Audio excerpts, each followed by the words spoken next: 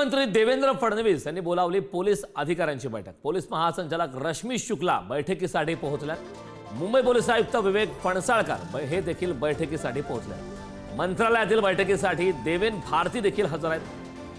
त्यामुळे पोलीस महासंचालक रश्मी शुक्ला या बैठकीसाठी पोहोचलेल्या आहेत। अत्यंत महत्त्वाची आणि मोठी बैठक या ठिकाणी मुख्यमंत्री देवेंद्र फडणवीस यांनी पोलीस अधिकाऱ्यांची बैठक बोलावली आहे। पोलीस महासंचालक रश्मी शुक्ला या देखील या बैठकीसाठी त्या ठिकाणी पोहोचलेल्या आहेत।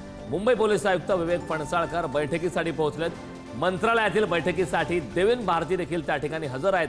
त्यामुळे या बैठकीमध्ये नेमक्या काय घडामोडी घडतात, ज्या प्रकारच्या घटना महाराष्ट्रामध्ये घडत आहेत, महाराष्ट्रात कायदा आणि सुव्यवस्थेचा प्रश्न निर्माण झाला अशा प्रकारचे आरोप होत असताना या बैठकीत काय घडामोडी घडतात हे पाहणं महत्त्वाचं आहे। या संदर्भात ताजी अपडेट देण्यासाठी आपले प्रतिनिधी निखिल चव्हाण आपल्यासोबत जोडलेत। निखिल, पोलीस अधिकाऱ्यांसोबत महत्त्वाची बैठक मुख्यमंत्री देवेंद्र फडणवीस यांच्या नेतृत्वात सुरू आहे।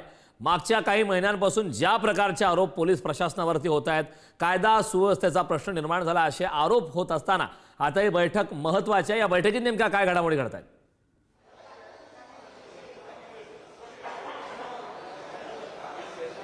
नक्कीच कारण राज्य मंत्रिमंडळाची बैठक आहे ती पार पडलेली आहे आणि त्याच्यानंतर आता मुख्यमंत्र्यांनी या ठिकाणी जी महत्त्वाची बैठक आहे ती बोलवण्यात आलेली आहे। प्रामुख्याने ही बैठक आहे ती मंत्रालयीन सुरक्षा बैठक म्हणून ही बोलवण्यात आलेली आहे। अनेक वेळा आपण पाहिलं तर मंत्रालयामध्ये जे आंदोलनं होत असतात आणि या आंदोलनाचं उग्र स्वरूप कुठेतरी आंदोलनकर्ते हे हाती घेत असतात, त्यामुळे मंत्रालयातील सुरक्षा व्यवस्था याच्यावरती मुख्यमंत्री ही संपूर्ण चर्चा आहे ते मुंबई पोलीस आयुक्त विवेक फणसाळकर तसेच विशेष पोलीस आयुक्त देवेन भारती आणि या बैठकीसाठी महत्त्वपूर्ण म्हणजे या उपस्थित असलेल्या रश्मी शुक्ला पोलीस महासंचालक ह्या उपस्थित आहेत। या संदर्भात मंत्रालयातील संपूर्णपणे सुरक्षिततेचा आढावा आहे तो मुख्यमंत्री घेतील। अधिकचा पोलीस बळ हा मंत्रालयात लावण्याची गरज आहे का या संदर्भात देखील आढावा घेऊन त्या संदर्भात जे सूचना आहेत त्या देखील देतील। आणि दुसरा मुद्दा जर पाहिला तर या बैठकीमध्ये ज्या महाराष्ट्रातील कायदा सुव्यवस्थेचा प्रश्न अनेक ठिकाणी उपस्थित होतोय त्याच्यावरती देखील ही चर्चा होऊ शकते। कारण बीडचं प्रकरण झालं, जळगावचं प्रकरण झालं, या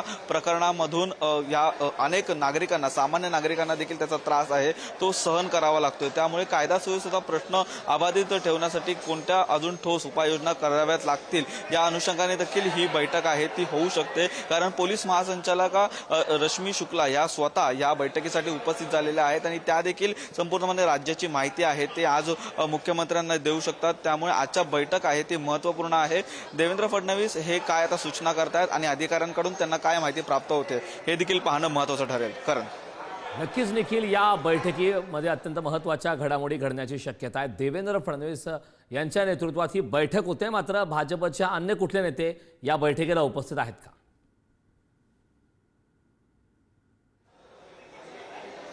या बैठकीसाठी राज्यमंत्री योगेश कदम हे देखील उपस्थित राहू शकतात, ज्या अनुषंगाने त्यांच्याकडे देखील गृह विभागाचं राज्यमंत्री पद आहे ते देखील या ठिकाणी उपस्थित राहतील। त्यासोबतच मंत्रालयातील अधिकारी जे गृह विभागाचे मी काही क्षणासाठी थांबवतोय।